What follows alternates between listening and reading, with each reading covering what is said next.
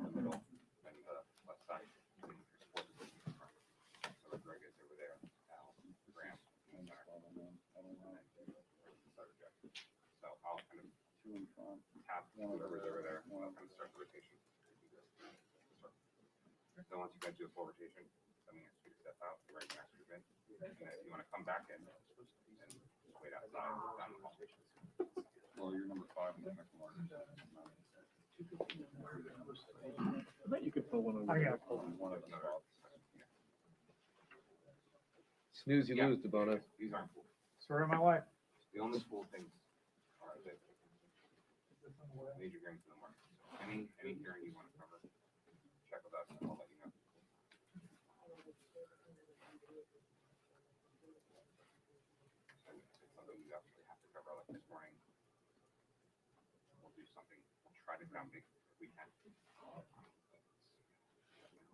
There's the pandemic, we can't.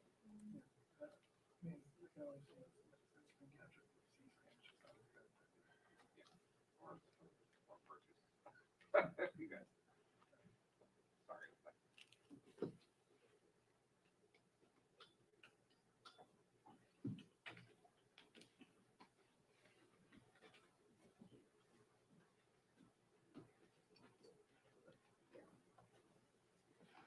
You right about that?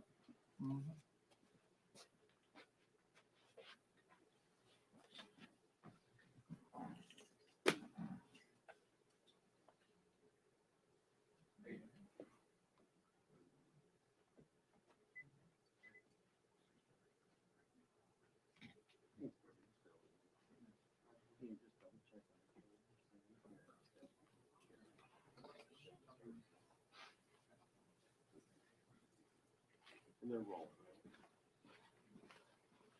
Well, just anywhere you're not around people. Okay. So that's going to be, so Jacqueline, so we do, have you done, so we do that, each position, so we have 1, 2, 3. So we're going to do a minute in each spot, so we're going to rotate. Okay.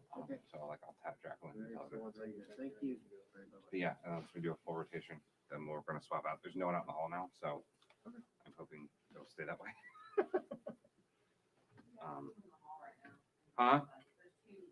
See, I just jinxed myself. This is why we don't say jinx. That's the lesson of this press conference so far. Just don't say anything. Never speak. When Stefani had it right all those years ago.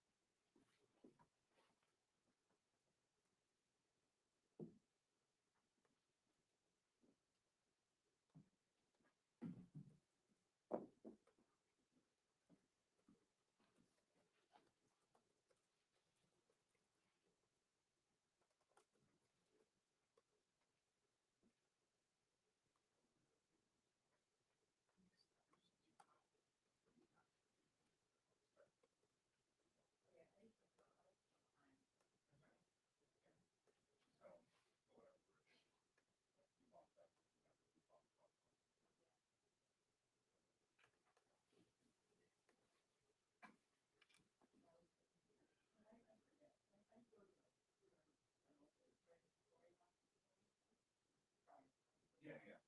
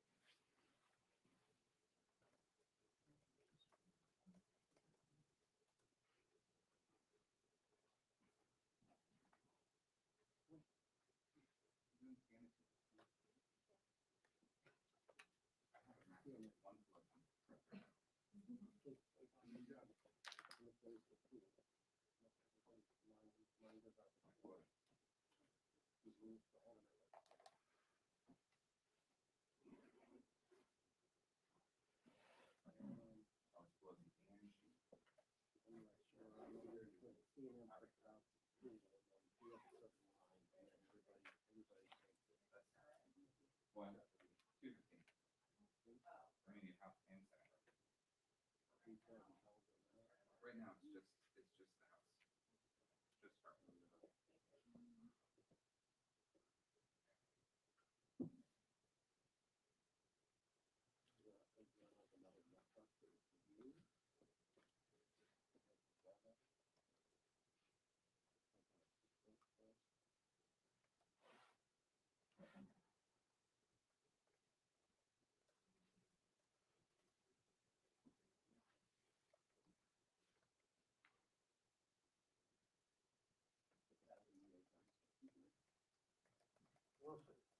Spring training is underway.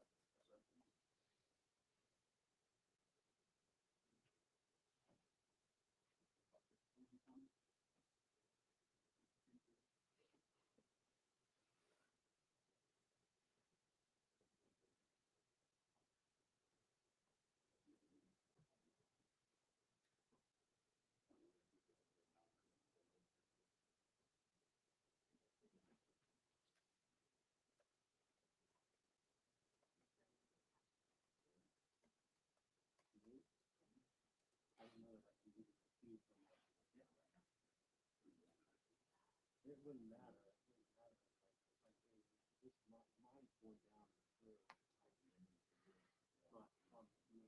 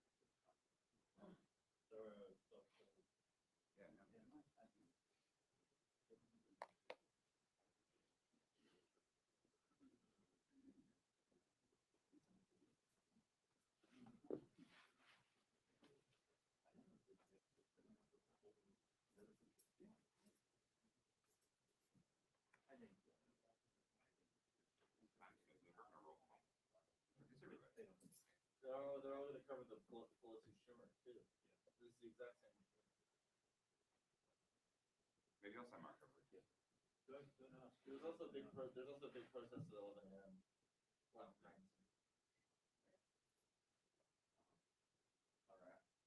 Fourth Amendment. On what? There'll be at least 12 people there. Big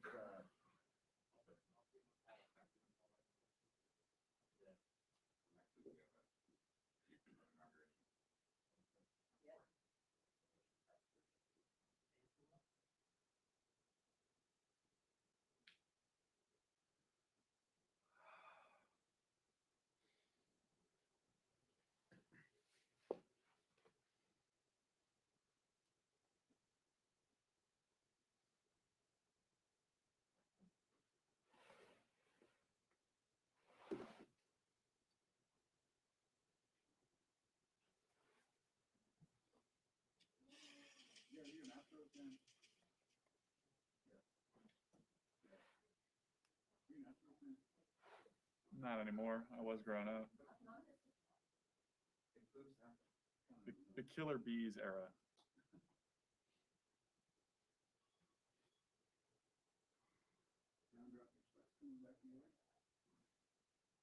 No. Oh, interesting.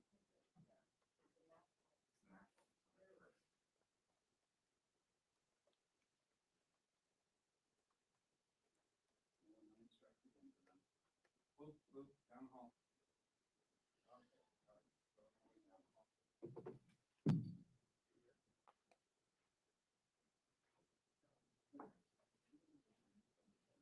Minutes, everybody.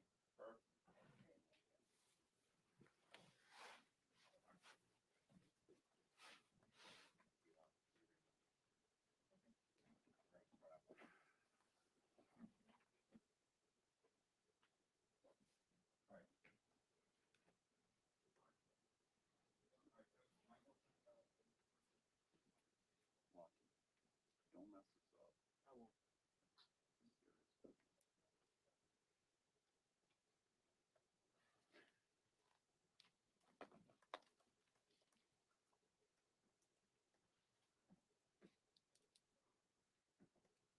We trained for this.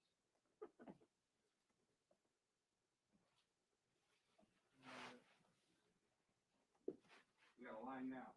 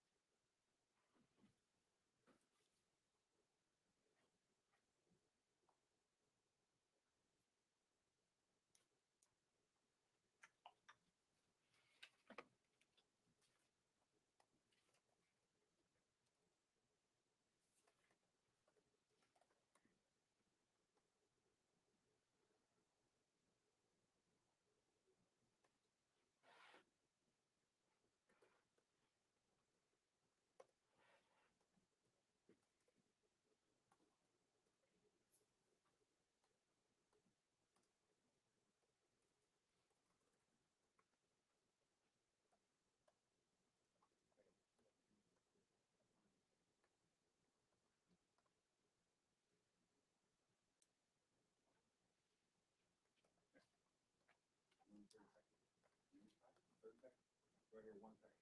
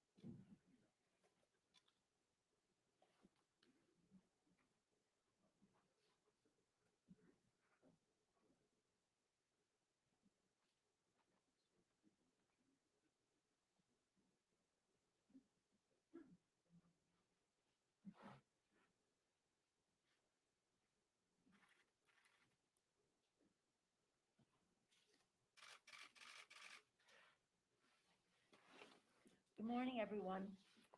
And it is a good morning. We're so excited that today the Equality Act will come to the floor. We have passed it in the House before, the Equality Act, H.R. 5, to end discrimination against the LGBTQ community. This time it will be not only passed in the House, but on a path to a signing at the White House.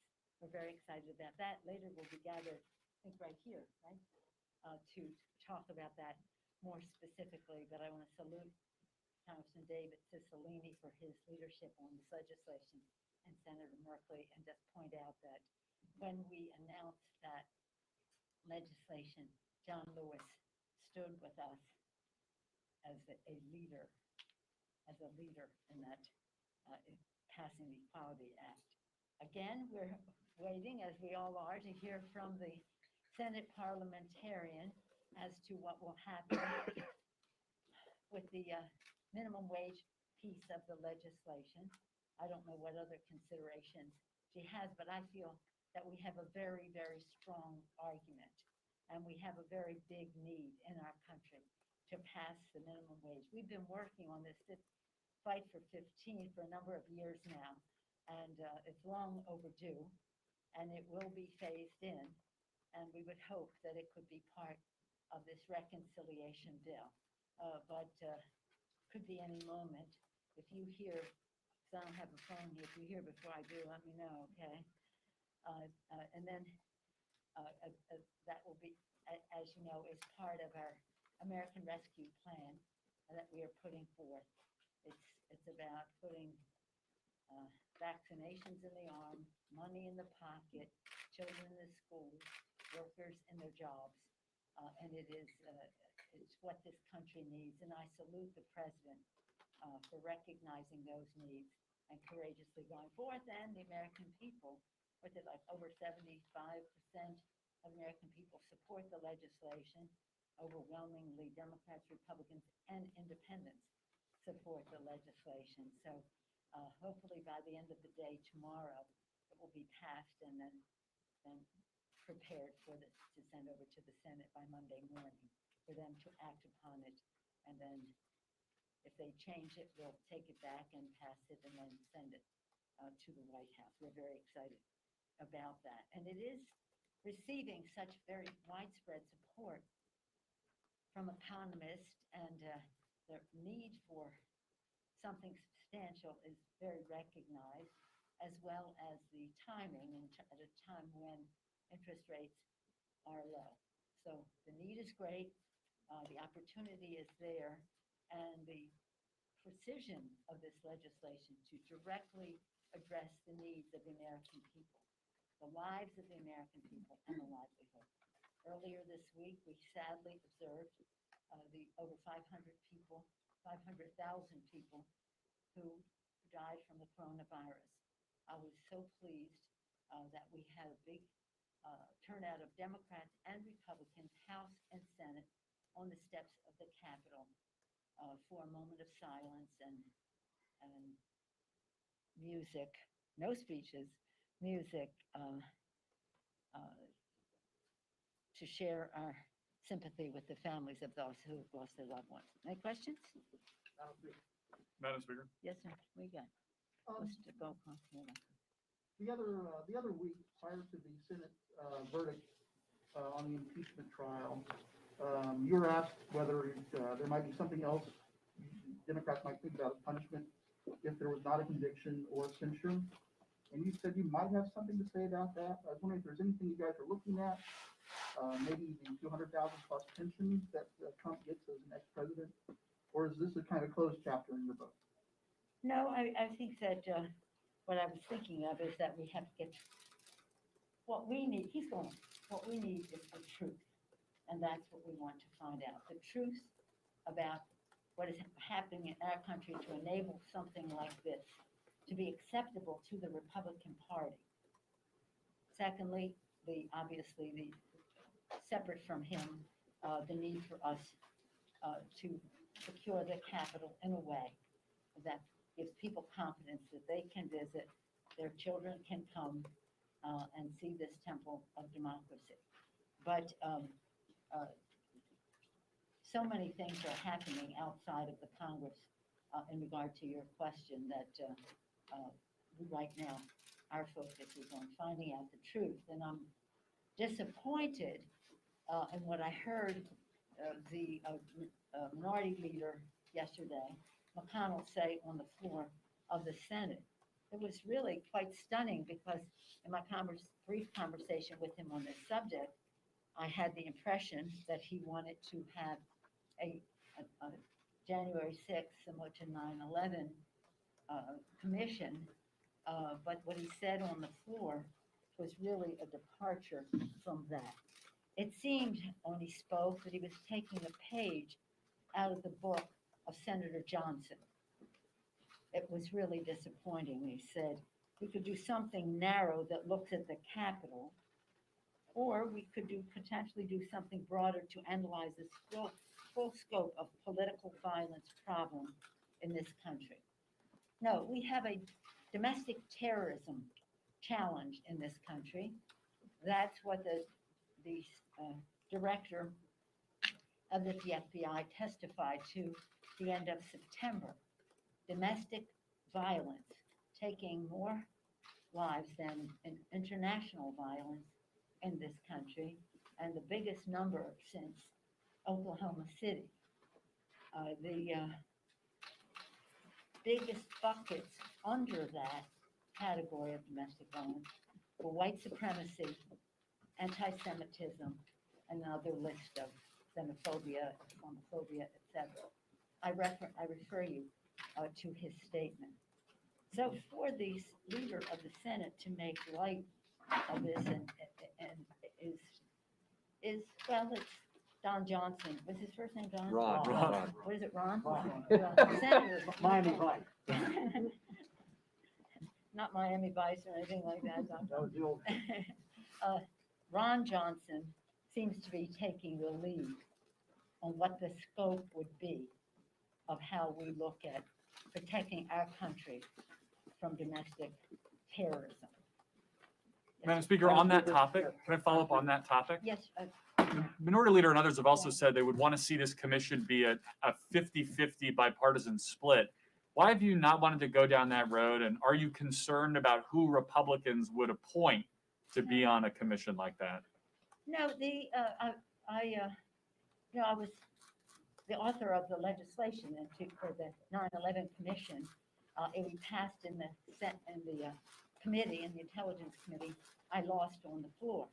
The ball was picked up by Tim Romer, and he, with the enthusiastic support of the families of 9/11, was able to pass the bill. But it was resisted at first by our Republican colleagues, not in the committee. I won in committee, but not on the floor of the House. They were in the majority.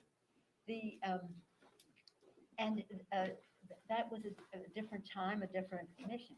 The most recent commission of scope has been the one I take great pride in, the Centennial of Women's Suffrage. That was a committee where each of us had 2, and the president had 2. So it was 6-4. It isn't unusual to give the president, we don't talk about Democrats and Republicans. These could be independents. They could all be one. I hesitated to put in there that there should be a difference only of 1 because maybe more independents would be named. We don't know because there's a criteria for who it is.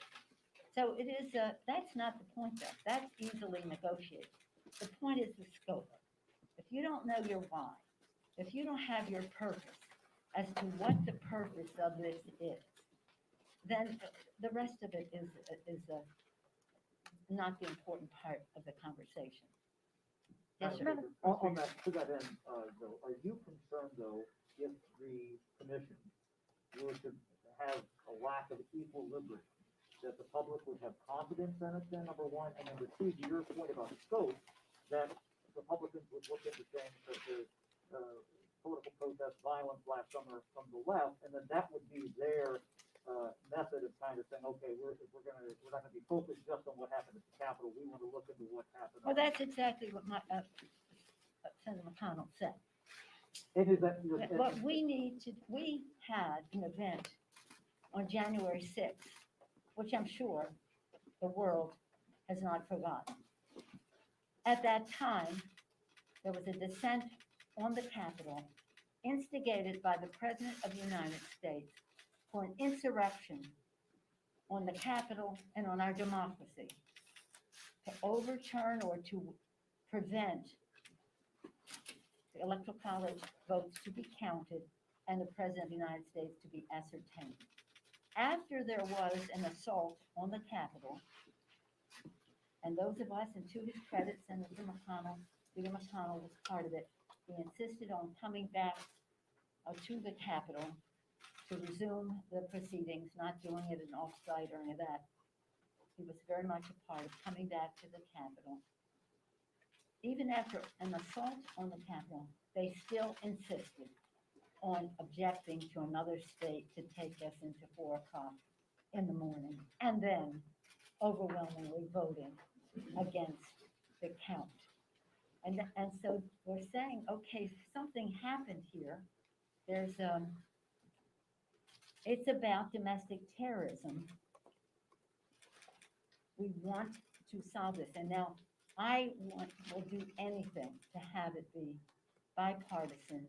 So as your point is, that it would be well received by the American people.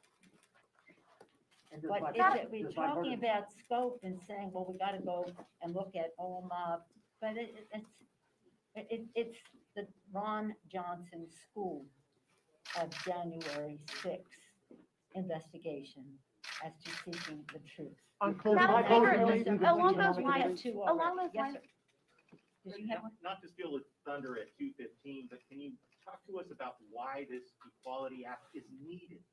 And secondly, about the Republicans calling it an attack on religious liberty and religious freedom and open up to lawsuits. Thank you for the question. I love talking about the Equality Act. It is needed because there is discrimination against people in the LGBTQ community. To give you a little background on that, we had for a long time a series, 4 things that we were going to do. One was we were going to pass hate crimes legislation, which we did. And I'm so proud of that. And Matthew Shepard's parents helped us pass that legislation. Secondly, we were going to do the repeal of Don't Ask, Don't Tell, which under President Obama's leadership and with his courage and the rest, we were able to do that. The next thing we were going to do is end discrimination in the workplace. But then it was like, well, why just the workplace? Why not in every aspect of the economy and of our society? So we went to the Equality Act so that it was more comprehensive than just in the workplace. And that's where we are now. And our fourth was not our doing, it was the courts, was marriage equality. And the courts took care of that for us. So the piece that was remaining of the 4 that we set out to do a number of years ago is now the Equality Act. Its manifestation earlier was ENDA, but we broadened it. And it is necessary because of this. I wish it weren't. It breaks my heart that it is necessary, but the fact is, and in fact, we have